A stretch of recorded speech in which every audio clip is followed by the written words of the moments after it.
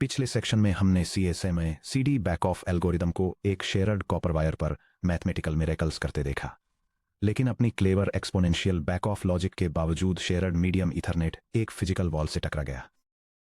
जैसे ही network speed 10 Mbps से छलांग लगाकर फास्ट इथरनेट यानी 100 Mbps और गीगाबिट इथरनेट यानी 1 Gbps तक पहुंची, एक मिनिमल फ्रेम को ट्रांसमिट करने में लगने वाला टाइम इलेक्ट्रिकल सिग्नल्स के एक लॉन्ग केबल को ट्रैवर्स करने के टाइम से बहुत कम हो गया। अगर हम 1 Gbps पर शेयर्ड कोएक्सियल केबल्स या पैसिव हब्स का यूज करते रहते तो एक नेटवर्क सेगमेंट सिर्फ कुछ मीटर्स ही लंबा हो पाता। इस बैंडविड्थ ट्रैप से बचने के लिए नेटवर्किंग इंजीनियर्स ने सिर्फ प्रोटोकॉल को ट्वीक नहीं किया, बल्कि उन्होंने अंडरलाइंग फिजिकल टोपोलॉजी को पूरी तरह री आर्किटेक्ट किया। उन्होंने नॉइजी शेयर्ड बस को रिटायर कर दिया और पैसिव हब्स की जगह इंटेलिजेंट लेयर 2 हार्डवेयर को रिप्लेस कर दिया। Section break. Mental model the smart office receptionist. यह समझने के लिए कि एक लेयर 2 स्विच नेटवर्क कम्युनिकेशंस को कैसे ट्रांसफॉर्म करता है, एक बिजी कॉर्पोरेट हेडक्वार्टर्स की कल्पना कीजिए जहां एक हॉलवे के किनारे दर्जनों प्राइवेट ऑफिस बने हैं। यह डायग्राम नेटवर्किंग में लेयर 1 पैसिव हब की तुलना लेयर 2 लर्निंग स्विच से करने वाले मेंटल मॉडल को समझाता है। एक पैसिव हब एक मेगाफोन की तरह काम करता है जो आने वाले मैसेज को हर कनेक्टेड डिवाइस को ब्रॉडकास्ट करता है और हर किसी को इंटरप्ट करता है। इसके उलट एक लर्निंग स्विच एक स्मार्ट रिसेप्शनिस्ट की तरह काम करता है जो अपनी लॉगबुक चेक करता है और मैसेज को सीधे इंटेंडेड रिसिपिएंट तक पहुंचाता है। नेटवर्किंग के शुरुआती दिनों में एक हब मेन लॉबी में एक जाइंट मेगाफोन लेकर खड़े रिसेप्शनिस्ट की तरह काम करता था। जब भी रूम 3 में एलिस के लिए कोई लेटर आता, हब पूरा मैसेज हर एक कॉरिडोर में चिल्लाकर सुनाता था। रूम 1, रूम 2, रूम 4 और रूम 5 में मौजूद हर किसी को अब काम रोकना पड़ता, अनाउंसमेंट सुननी पड़ती, ये रियलाइज करना पड़ा कि ये उनके लिए नहीं है और फिर वापस काम पर लगना पड़ता। अगर एक ही टाइम पर 2 मैसेजेस आते तो चिल्लाहटें आपस में ओवरलैप होकर अनरीडेबल नॉइज बन जाती, यानी एक कोलिजन। दूसरी तरफ एक लेयर 2 स्विच एक एक्स्ट्रॉर्डिनरीली स्मार्ट, हाईली अटेंटिव रिसेप्शनिस्ट की तरह काम करता है। वह ऑब्जर्व करके सीखती है। वह लोगों से नहीं पूछती कि वे कहाँ रहते हैं। इसके बजाय जब भी कोई रूम 3 से बाहर आकर उसे एक आउटबाउंड लेटर सौंपता है तो वह अपनी प्राइवेट डेस्कटॉप नोटबुक में लिख लेती है, बॉब रूम 3 में रहता है। वह प्राइवेटली डिलीवर करती है। अगली बार जब बॉब के नाम का कोई लेटर आता है तो वह अपनी नोटबुक चेक करती है। यह देखकर कि बॉब रूम 3 में है, वह सीधे रूम 3 में जाती है और लिफाफा उसके दरवाजे के नीचे खिसका देती है। रूम 1, 2, 4 और 5 को भनक तक नहीं लगती और वे अपनी प्राइवेट बातचीत करने के लिए फ्री रहते हैं। जब कंफ्यूजन हो तो वह पूछती है। अगर चार्ली के नाम का लेटर आता है और चार्ली का नाम अभी उसकी नोटबुक में नहीं है तो वह लेटर को फेंकती नहीं है। वह हॉलवे में जाती है और पोलाइटली पूछती है, चार्ली कौन है? जैसे ही चार्ली रूम 4 से जवाब देता है, वह लेटर डिलीवर कर देती है और तुरंत अपनी नोटबुक में नोट कर लेती है, चार्ली रूम 4 में रहता है।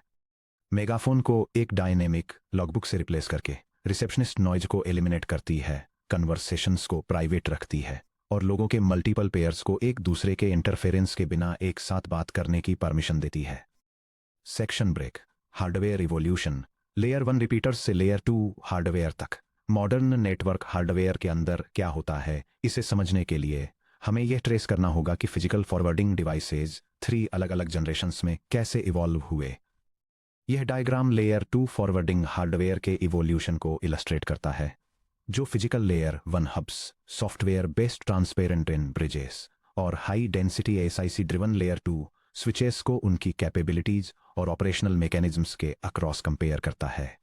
Number 1, layer 1 hubs and repeaters, pure electrical amplifiers. Strictly physical layer. Layer 1 पर ऑपरेट करते हुए रिपीटर्स और हब्स को बाइट्स, फ्रेम्स, मैक एड्रेस या पैकेट बाउंड्रीज का कोई कॉन्सेप्ट नहीं होता। जब कोई electrical signal 1s and 0s port 1 पर आता है तो हब सिंपली सिग्नल एटेन्यूएशन को क्लीन करता है, वोल्टेज को एम्पलीफाई करता है और इसे तुरंत बाकी हर कनेक्टेड पोर्ट से ब्रॉडकास्ट कर देता है। Collision behaviour. सभी कनेक्टेड डिवाइसेस एक सिंगल शेयर्ड कोलिजन डोमेन के अंदर रहते हैं। अगर होस्ट ए पोर्ट 1 पर ट्रांसमिट करता है जबकि होस्ट भी पोर्ट 3 पर ट्रांसमिट करता है तो उनके फिजिकल सिग्नल्स हब के इंटरनल बस सर्किटरी के अंदर कोलाइड हो जाते हैं। Duplex. Strictly half duplex.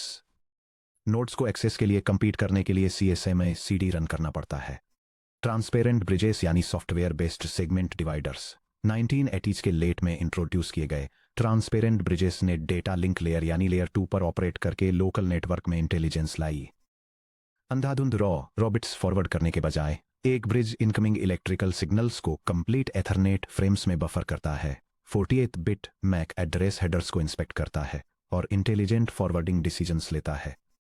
Transparent operation network पर मौजूद होस्ट्स को पता भी नहीं होता कि ब्रिज एक्सिस्ट करता है। Host simply target MAC addresses को addressed standard Ethernet frames emit करते हैं और ब्रिज पर्दे के पीछे पूरी तरह से इनविजिबली ऑपरेट करता है। Store and forward logic bridge पूरे फ्रेम को रीड करता है, फ्रेम चेक सीक्वेंस यानी FCS CRC बाइट को वेरीफाई करता है और करप्टेड फ्रेम्स को दूसरे केबल सेगमेंट्स पर बैंडविड्थ वेस्ट करने से पहले ड्रॉप कर देता है। द बॉटलनेक शुरुआती bridges software lookup algorithms run करने वाले स्टैंडर्ड सेंट्रल प्रोसेसर्स यानी CPUs का यूज करके फ्रेम्स को प्रोसेस करते थे। जैसे जैसे पोर्ट काउंट्स बढ़ते गए, CPU प्रोसेसिंग डिलेज एक मेजर बॉटलनेक बनते गए। मॉडर्न लेयर 2 स्विचेस यानी हार्डवेयर एक्सीलरेटेड मल्टीपोर्ट ब्रिजेस। एक मॉडर्न लेयर 2 स्विच एसेंशियली एक high density ultra fast transparent bridge है जहां forwarding decisions directly application specific integrated circuits यानी ASICs नाम की स्पेशलाइज्ड सिलिकॉन चिप्स में एग्जीक्यूट होते हैं। एक जनरल पर्पज CPU के रैम एड्रेसेस फेच करने का वेट करने के बजाय एक स्विच के ASIC में कस्टम हार्डवेयर लॉजिक होता है जिसे फ्रेम हेडर्स को पार्स करने और माइक्रोसेकंड के एक फ्रैक्शन में टेबल लुकअप्स परफॉर्म करने के लिए डिजाइन किया गया है।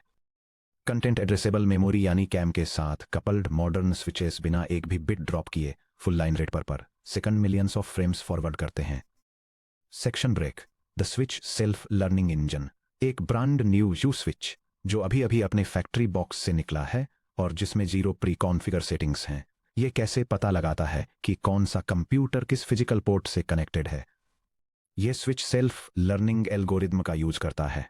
जब भी कोई इथरनेट फ्रेम किसी भी फिजिकल पोर्ट पर आता है तो स्विच एक स्ट्रिक्ट 2 स्टेज पाइपलाइन को एग्जीक्यूट करता है, इनग्रेस लर्निंग और उसके बाद एग्रेस प्रोसेसिंग फॉरवर्डिंग फिल्टरिंग या फ्लडिंग। यह डायग्राम इथरनेट फ्रेम प्रोसेसिंग के दौरान एक नेटवर्क स्विच के सेल्फ लर्निंग एल्गोरिदम को समझाता है। एक फ्रेम रिसीव करने पर स्विच सोर्स हार्डवेयर एड्रेस और इनकमिंग पोर्ट को अपनी एड्रेस टेबल में रिकॉर्ड कर लेता है। फिर यह डेस्टिनेशन एड्रेस को इस टेबल से चेक करता है ताकि यह डिसाइड किया जा सके कि अगर फ्रेम उसी सेगमेंट से आया है तो उसे ड्रॉप करना है, सीधे किसी सिंगल डेस्टिनेशन पोर्ट पर फॉरवर्ड करना है, या फिर अगर डेस्टिनेशन अननोन है या ब्रॉडकास्ट के लिए है तो उसे बाकी सभी पोर्ट्स पर फ्लड करना है। Stage 1 ingress learning CAM table बनाना। हर इथरनेट फ्रेम अपने हेडर में 2 vital 48 bit hardware addresses carry करता है, source MAC address MAC source और destination MAC address MAC destination. जब कोई फ्रेम फिजिकल पोर्ट P में एंटर करता है, स्विच हेडर के सोर्स मैक मैक सोर्स को इंस्पेक्ट करता है। स्विच अपनी मैक एड्रेस टेबल जिसे कैम टेबल भी कहा जाता है में एक मैपिंग एंट्री क्रिएट या अपडेट करता है। CAM table entry equals open bracket MAC subscript source right arrow port P time stamp close bracket. याद रखने के लिए क्रूशियल रूल, एक स्विच सिर्फ और सिर्फ सोर्स मैक एड्रेस से ही सीखता है। यह डेस्टिनेशन मैक एड्रेस को देखकर कभी भी होस्ट लोकेशंस नहीं सीखता। सोर्स मैक इस बात को बिना किसी डाउट के प्रूव करता है कि सेंडिंग डिवाइस फिजिकली उसी इनकमिंग पोर्ट सेगमेंट से अटैच्ड है। स्टेज 2 एग्रेस प्रोसेसिंग फॉरवर्डिंग फिल्टरिंग या फ्लडिंग। एक बार इनग्रेस लर्निंग कंप्लीट हो जाने पर स्विच ये डिसाइड करने के लिए कि फ्रेम को कहां भेजना है, फ्रेम के डेस्टिनेशन मैक डेस्टिनेशन को इंस्पेक्ट करता है। यूनिकास्ट फॉरवर्डिंग जब मैक डेस्टिनेशन नोन हो और एक डिफरेंट पोर्ट पर हो। अगर मैक डेस्टिनेशन पोर्ट Q से मैप्ड होकर कैम टेबल में एग्जिस्ट करता है और पोर्ट Q पोर्ट P के इक्वल नहीं है तो स्विच अपनी ASIC मैट्रिक्स के थ्रू एक इंटरनल कनेक्शन क्रिएट करता है और फ्रेम को स्ट्रिक्टली पोर्ट QC से बाहर ट्रांसमिट करता है। कोई भी दूसरा पोर्ट इस फ्रेम को नहीं देखता। फिल्टरिंग या ड्रॉपिंग, मैक डेस्टिनेशन नोन है और सेम पोर्ट पर है। अगर मैक डेस्टिनेशन CEAM टेबल में exactly same incoming port P से मैप्ड मौजूद है Q इक्वल्स P, तो स्विच साइलेंटली फ्रेम को डिस्कार्ड यानी फिल्टर कर देता है। ऐसा तब होता है जब होस्ट्स एक सिंगल स्विच पोर्ट से अटैच्ड किसी एक्सटर्नल लेगेसी हब के थ्रू कनेक्टेड होते हैं। चूंकि दोनों होस्ट सेम फिजिकल सेगमेंट पर मौजूद हैं टारगेट होस्ट को शेयर्ड मीडियम के थ्रू डायरेक्ट ट्रांसमिशन पहले ही मिल चुका होता है। स्विच इसे वापस लाइन पर रिपीट करने से बचता है। फ्लडिंग, मैक डेस्टिनेशन अननोन है या ब्रॉडकास्ट या मल्टीकास्ट एड्रेस है। अगर मैक डेस्टिनेशन सीएएम टेबल में नहीं मिलता है, एक अननोन यूनिकास्ट फ्रेम, या अगर destination MAC layer 2 broadcast address FF:(F:(F:(F:(F)) है, तो स्विच फ्रेम को रेप्लिकेट करता है और उस पोर्ट को छोड़कर जिस पर यह आया था, यानी पोर्ट P, बाकी हर एक्टिव पोर्ट से एक कॉपी फॉरवर्ड कर देता है। सभी पोर्ट्स से रेप्लिकेट करने से यह सुनिश्चित होता है कि इंटेंडेड होस्ट को पैकेट मिल जाए, भले ही उसकी पोजीशन अननोन हो। एक बार जब टारगेट होस्ट रिप्लाई करता है, तो स्विच इनग्रेस लर्निंग के दौरान उसके सोर्स मैक को कैप्चर कर लेता है, जिससे उस डिवाइस के लिए फ्यूचर फ्लडिंग एंड हो जाती है।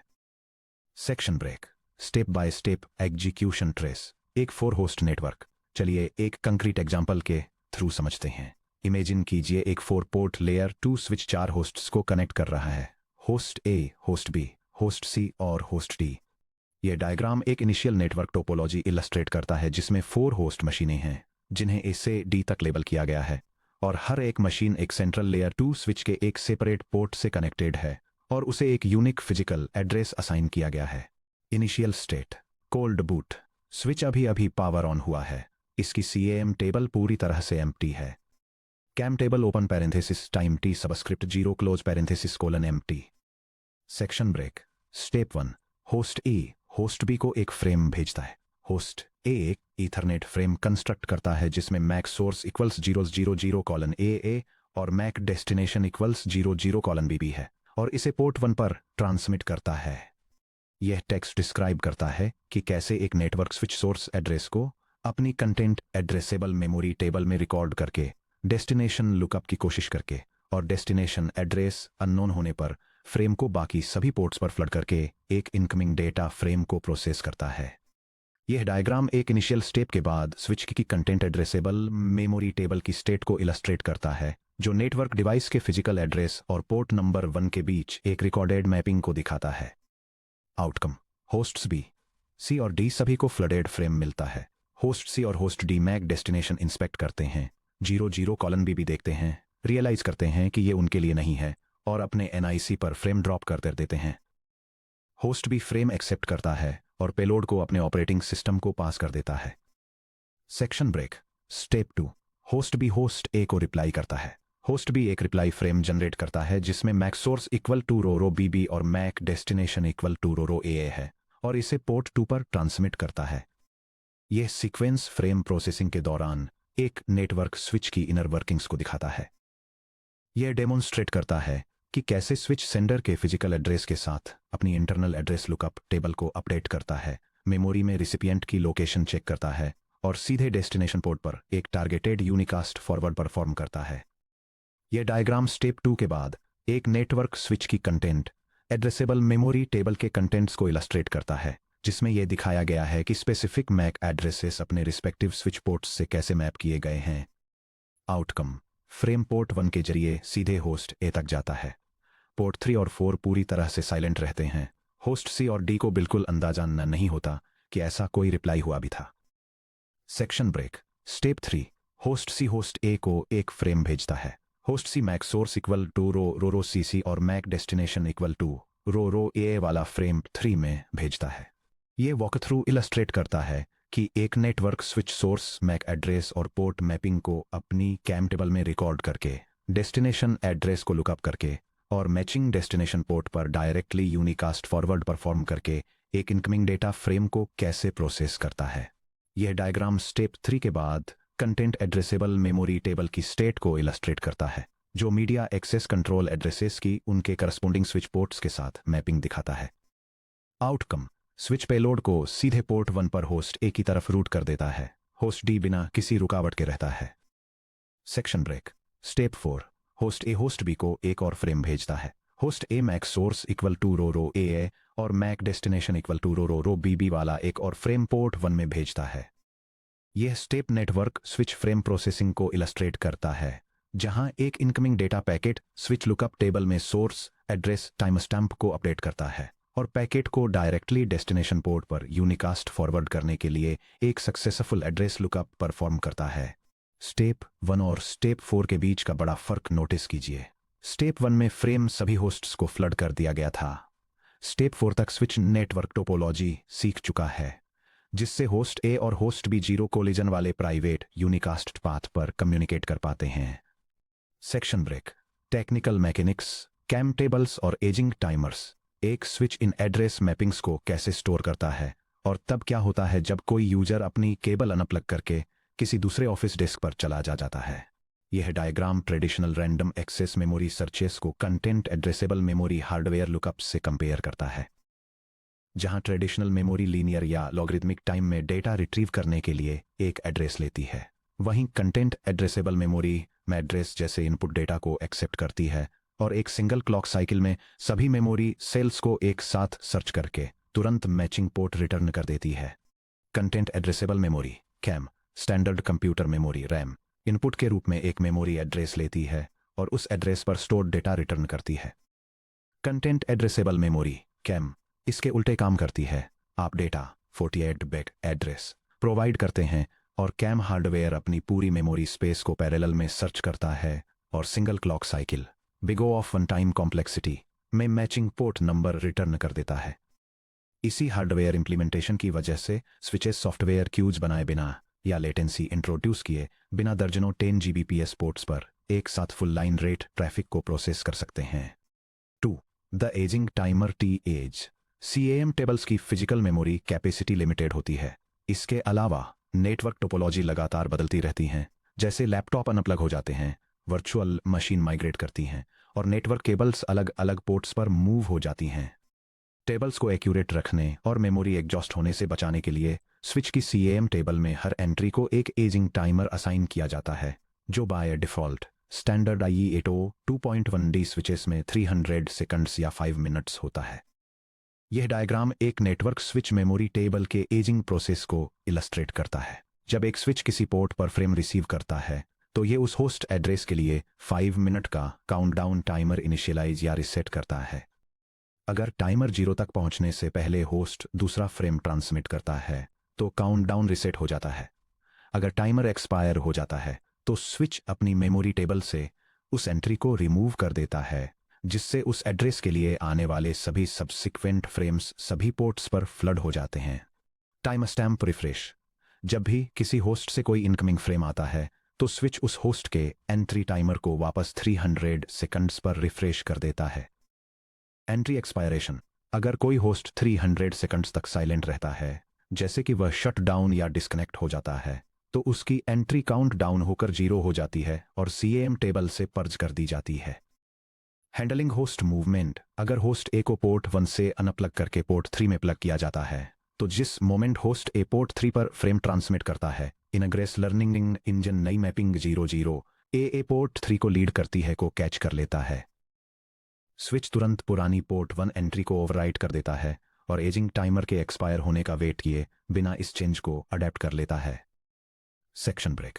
Solved GATE numeric examples. चलिए 2 classic GATE exam style questions को सॉल्व करते हैं ताकि switch forwarding logic, flooding behaviour और CAM टेबल स्टेट ट्रैकिंग की आपकी समझ और मजबूत हो सके। प्रॉब्लम 1 फ्रेम ट्रांसमिशन सीक्वेंस और flooding count. GATE practice question मान लीजिए एक 5 पोर्ट लेयर 2 स्विच पोर्ट्स 1 2 3 4 और 5 पर क्रमशः हो host switch 1 H2 H3 H4 और H5 से कनेक्टेड है। स्विच एक एम्प्टी कैम टेबल के साथ पावर ऑन होता है। स्विच के अक्रॉस इथरनेट फ्रेम्स का फॉलोइंग सीक्वेंस ट्रांसमिट होता है H1 से H3, H3 से H2, H2 से H1, H4 से H3, H3 से H1, H5 से H4। कैलकुलेट कीजिए फ्लडिंग यानी मल्टीपल पोर्ट्स पर ब्रॉडकास्ट में रिजल्ट करने वाले total frame transmission. Direct unicast forwarding में रिजल्ट करने वाले टोटल फ्रेम ट्रांसमिशन। सीक्वेंस के एंड में कैम टेबल में प्रेजेंट फाइनल एंट्रीज। सॉल्यूशन। चलिए हर फ्रेम को स्टेप बाय स्टेप ट्रेस करते हैं। फ्रेम 1 H1 से H3 इनग्रेस स्विच पोर्ट 1 पर H1 से फ्रेम रिसीव करता है, लर्न करता है, H1 पोर्ट 1 की तरफ ले जाता है। इग्रेस H3 के लिए search, result miss, outcome ports 2 3 4 5 पर flood. Count floods equal to 1 unicast equal to 0। Frame 2 H3 से H2 इनग्रेस स्विच पोर्ट 3 पर H3 से फ्रेम रिसीव करता है, लर्न करता है, H3 पोर्ट 3 की तरफ ले जाता है, इग्रेस H2 के लिए search. Result miss, outcome ports 1 2 4 5 पर flood, count floods equal to 2, unicasts equal to 0। Frame 3 H2 से H1 इन इग्रेस स्विच पोर्ट 2 पर H2 से फ्रेम रिसीव करता है, लर्न करता है, H2 पोर्ट 2 की तरफ ले जाता है, इग्रेस H1 के लिए search. Result hit, agent H1 port 1 पर है, आउटकम सिर्फ पोर्ट 1 पर, unicast forward, count floods equal to 2, unicasts equal to. Frame 4 H4 to H3 ingress switch port 4 पर H4 से फ्रेम रिसीव करता है, लर्न करता है, H4 पोर्ट 4 पर जाता है, इग्रेस H3 के लिए search. Result hit, H3 port 3 पर है, आउटकम सिर्फ पोर्ट 3 पर, unicast forward, count floods equals two, unicasts equals two. Frame 5 H3 to H1 ingress switch port 3 पर H3 से फ्रेम रिसीव करता है, रिफ्रेश करता है कि H3 पोर्ट 3 पर जाता है, इग्रेस H1 के लिए search. Result hit, H1 port 1 पर है, आउटकम सिर्फ पोर्ट 1 पर, unicast forward, count floods equals two, unicasts equals 3। Frame 6 H5 to H4 ingress switch port 5 पर H5 से फ्रेम रिसीव करता है, लर्न करता है, H5 पोर्ट 5 पर जाता है, इग्रेस H4 के लिए search. Result hit, H4 port 4 पर है, आउटकम सिर्फ पोर्ट 4 पर, unicast forward, count floods equals two, unicasts equals 4। Final answers, total flooded frames equals to frames 1 and 2, total unicast forwarded frames equals 4 frames 3 4 5 and 6। Final CAM table state, MAC address और port number columns वाली table.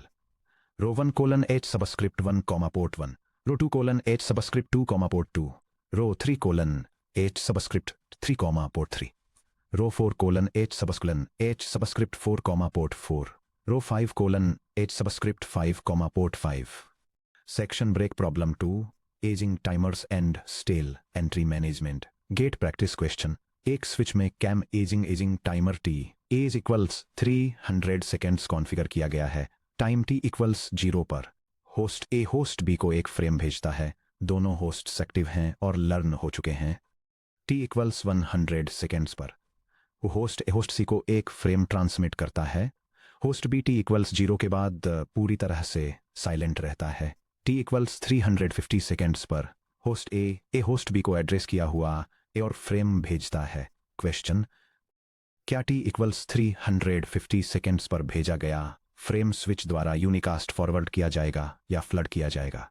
Explain करें क्यों। Solution, host A की entry trace करें, T equal to 0 पर host A transmit करता है, जिससे होस्ट A2 पोर्ट 1 क्रिएट होता है, टाइमर 300 सेकेंड्स पर सेट होता है। T इक्वल टू 100 सेकेंड्स पर होस्ट A फिर से ट्रांसमिट करता है, जिससे होस्ट A का टाइमर वापस 300 सेकेंड्स पर रीसेट हो जाता है, जो T equal to 100 plus 300 equal to 400 seconds पर एक्सपायर होगा। इसलिए होस्ट A वैलिड है और T इक्वल टू 350 सेकेंड्स पर कैम टेबल में मौजूद है। होस्ट B की एंट्री ट्रेस करें, T इक्वल टू 0 पर होस्ट B ट्रांसमिट करता है या रिप्लाई के दौरान लर्न हुआ था, जिससे होस्ट B2 पोर्ट 2 क्रिएट होता है, टाइमर 300 सेकेंड्स पर सेट होता है। Host B T equal to 0 के बाद 0 फ्रेम्स भेजता है, होस्ट B का एंट्री टाइमर लगातार काउंट डाउन करता है।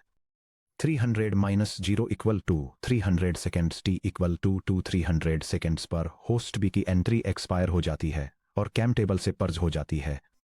T इक्वल टू 350 सेकेंड्स पर frame processing, host A MAC destination equal to host B के साथ एक फ्रेम भेजता है। Switch T equal to 350 seconds पर होस्ट B के लिए कैम टेबल इंस्पेक्ट कट करता है, क्योंकि होस्ट B की एंट्री 50 सेकेंड्स पहले इक्वल टू 300 सेकेंड्स पर डिलीट हो गई थी, इसलिए लुकअप का रिजल्ट मिस अननोन यूनिकास्ट आता है।